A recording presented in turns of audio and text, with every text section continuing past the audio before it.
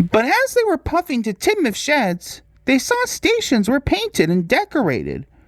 They were surprised. When they arrived at Tidmouth sheds, they were painted too. The engines were excited and wondered who would pull the royal train. The days passed.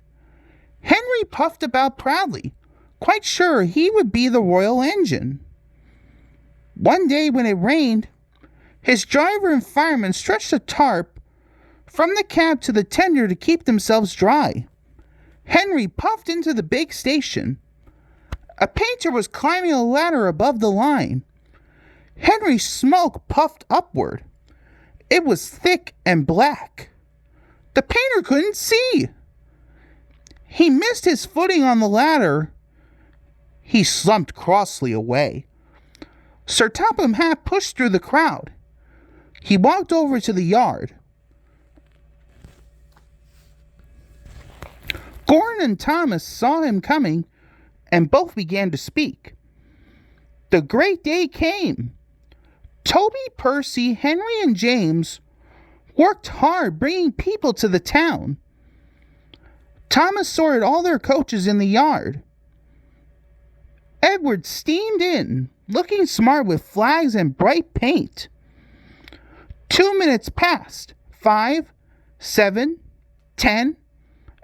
Everyone knew that whistle, and a mighty cheer went up as the Queen's train glided into the station. Gordon was spotless, and his brass dome shone brightly. Like Edward, he was decorated with flags, but in his buffer beam he proudly carried the royal arms. The Queen was met by Sir Topham Hatt, and before doing anything else, she thanked him for their splendid run, so he led the way to where all the engines were waiting. But Toby and Percy were too excited to care. Sir Topham Hatt told the Queen their names, and she talked to each engine. Then she turned to leave. Percy bubbled over.